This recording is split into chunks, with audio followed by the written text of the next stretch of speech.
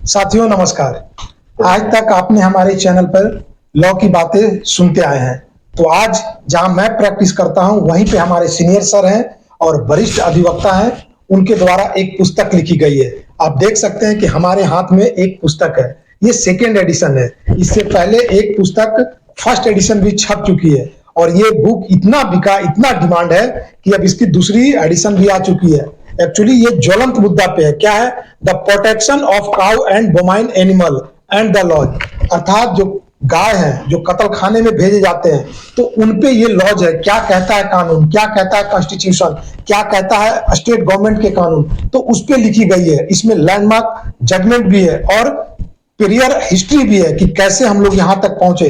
तो बहुत ही बृहद इसमें लिखा गया है और सर के पास में बाहर यूनिवर्सिटी से भी कॉल्स आ रहे हैं कि इस पे लेक्चर दिए जाएं। तो अभी मैं आपको उनसे मिलवाता हूं सीधे सीधे। हमारे साथ हैं वरिष्ठ अधिवक्ता मिस्टर सुधीर कुमार सिन्हा। सर आपका हमारे चैनल में बहुत बहुत स्वागत है।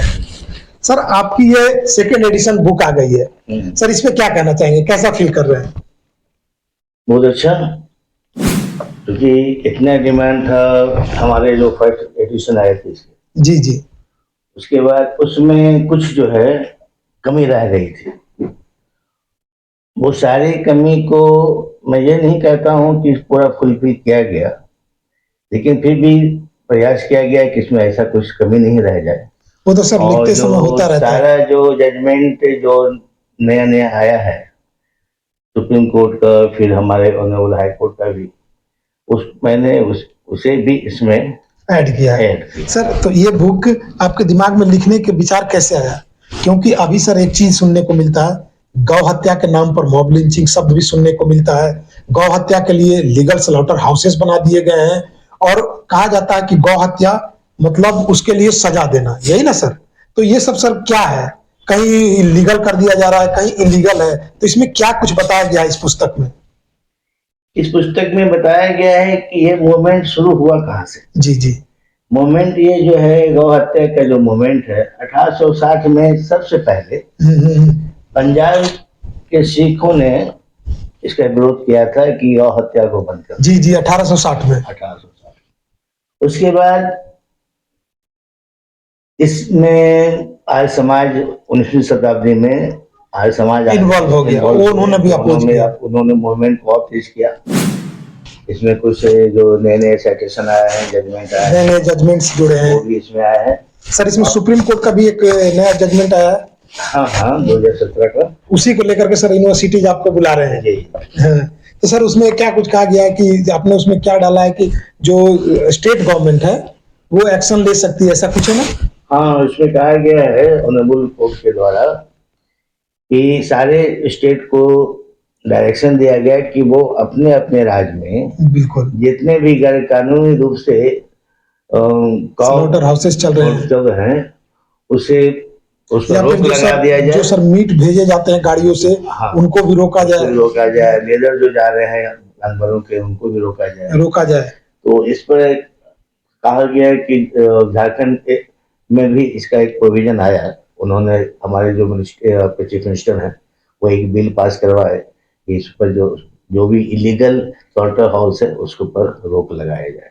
तो साथियों ये जो पुस्तक है the protection of cow bovine and animal of the laws, तो काउ के लिए तो है ही, और भी जो अदर जितने भी एनिमल्स है उनके साथ जो क्रूअल्टी होती है, बर्बरता होती है, उसको लेकर के भी सारे इसमें लॉज लिखे हुए हैं। और जो नए नए जजमेंट्स आए हैं, जैसे 2017 का एक जजमेंट है जिसमें काफी जोर देकर एम्फसाइज करके बताया गया है कि जितने भी स्टेट्स हैं उनको क्या डायरेक्शन दिया गया है, क्या एक्शन वो ले सकते हैं, कैसे इस पे रोक लगाया जा सकता है, और जो इलीगल स्लॉटर हाउसेस चल रहे हैं उन पे कैसे रोक लगाया जाए। तो इन सारी चीजों को इसमें बताया गया है। उसके अलावा ये जो झारखंड है स्पेशल, जो आपको कहीं नहीं मिलेगा वो इस बुक में मिलेगा, है ना सर? कि झारखंड से जुड़ा हुआ क्या है इसका नियम, क्योंकि प्रत्येक स्टेट का अलग अलग है। कहीं बैन पूरी तरह से है, कहीं आंशिक रूप से बैन है। तो उन सारी बातों को आपको इस बुक में पढ़ने को मिलेगा। सर इसमें और क्या कहना चाहेंगे, क्या खास बातें हैं? खास बात यह है कि मैंने इसमें सेकेंड एडिशन में 3-4 चैप्टर जोड़ा है जो मेरे फर्स्ट एडिशन में नहीं था। एक तो झारखंड गोवंशीय पशु हत्या प्रशोधित नियमावली 2011, नहीं नियमावली। ठीक है। झारखंड गौ सेवा आयोग अधिनियम 2005, झारखंड गौ सेवा आयोग नियमावली 2007। और इसमें मॉब लॉन्चिंग जो हमारी परफेक्ट उसमें नहीं थी, बिल्कुल। इसमें मॉब लॉन्चिंग पर डिटेल्स क्या क्या इसमें कानून बना, अभी अच्छा, जो अच्छा। नए संविधान नए कानून आए हैं तो उसके बारे में भी उसमें चर्चा है कि उसमें क्या प्रोविजन दिया गया मॉब लॉन्चिंग के लिए, उसका सेक्शन क्या तो हुआ। दोस्तों देखिए, झारखंड से जुड़े हुए कुछ हाइलाइट्स पॉइंट है जो सर ने आपको बताया। झारखंड गोवंशीय पशु हत्या प्रतिषेध नियमावली क्या है, ये 2011 का है, उसको सर ने बहुत अच्छा से एक्सप्लेन किया है। उसके बाद झारखंड गौ सेवा आयोग अधिनियम 2005, झारखंड गौ सेवा आयोग नियमावली 2007, और सबसे खास बात जो हम लोगों को बार बार सुनने को मिलता है, मूव लिंचिंग। तो मूव लिंचिंग क्या होता है? समूह बना के मार देना, ये कोई भी कर सकता है। तो चूंकि ज्यादा इससे जुड़ा जा रहा था कि जो मीट को ले जा रहे हैं तो उसमें क्या कुछ है नया, और मूव लिंचिंग होती क्या है, मूव लिंचिंग उसके बारे में बहुत अच्छा से बताया गया। उसके अलावा अगर इस बुक को आपको पढ़ेंगे तो आपको दूसरी बुक पढ़ने की आवश्यकता नहीं पड़ेगी। तो मैं कहूंगा आपसे कि जितने भी लॉयर्स हैं और जितने भी स्टूडेंट्स हैं, अगर आप इस पे रिसर्च कर रहे हैं तो एक बार इस पुस्तक को जरूर पढ़ें। आपको अमेजोन पे भी मिल जाएगा, और भी अदर प्लेटफॉर्म से वहां मिल जाएगा। सबसे पहले जो आपने ये बुक लिखी थी, ये वाली छोटी वाली बुक, तो सर दिमाग में ये आइडिया कैसे आया कि एनिमल से इतना लगाओ, गाय से इतना लगाओ? ये सोच कहाँ से सर विकसित हुआ?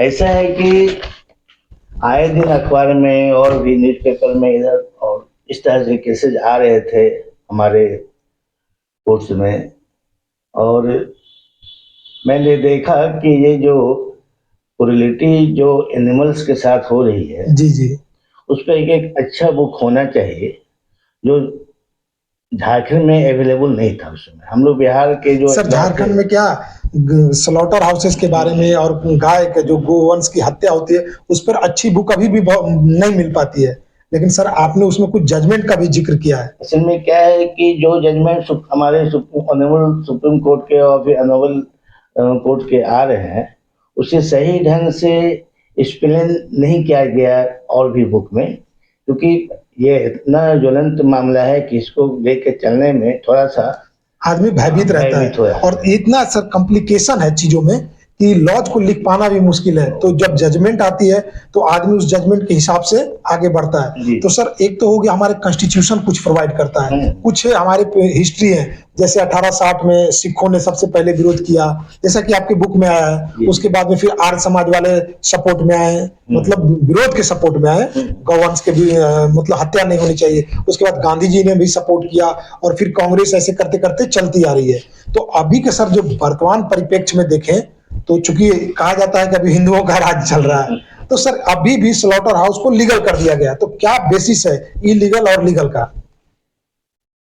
लीगल लीगल इलीगल में यही है क्या कि जैसे मान लिया जाए कि उसमें एक कैटेगरिया बनाया गया कि ऐसा कौन एनिमल्स है जिनकी हत्या करके उसके जो मीट जो है उसको सप्लाई किया जाए।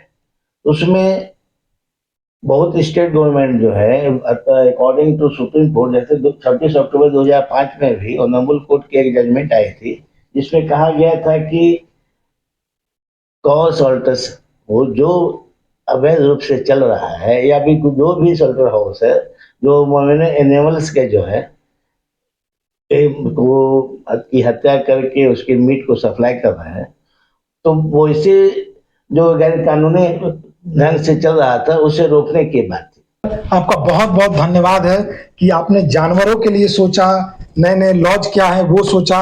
और लोग जो केवल पॉलिटिकल पार्टीज को सुनते हैं और उनको लगता है कि वो केवल गौ रक्षा करती है, तो इसको पढ़ने के बाद उनको पता चलेगा कि वही रूल्स बनाती है कि कौन से स्लॉटर हाउस लीगल होगा, कौन सा इलीगल होगा। तो इसलिए अपनी रक्षा स्वयं करें, लॉज को जाने, क्योंकि देश लॉ से चलता है। तो सर आपकी बहुत बहुत आपको बधाई भी है और धन्यवाद है। और सर ये जानना चाहेंगे कि आने वाला समय में कब तक आपकी और पुस्तकें आ जाएगी? उम्मीद है रोहित जी की 2-3 महीना के अंदर हमारी 2 बुक आ जानी चाहिए। एक तो क्रिमिनल ड्राफ्टिंग की बुक आने वाली है और एक वाइल्ड लाइफ पर मैंने जो लिख रहा हूँ वो भी इस साल के अंत तक। ठीक है सर, आशा करेंगे कि आपकी जो भी बुक है वो आने वाला समय इसी साल में आ जाए, उसके लिए बहुत बहुत सर शुभकामनाएं हैं। और फिर मिलेंगे आपके साथ में नई बुक के साथ में। आशा है कि नई बुक के साथ बहुत जल्द हम लोग फिर मुलाकात करेंगे। बिल्कुल सर, धन्यवाद।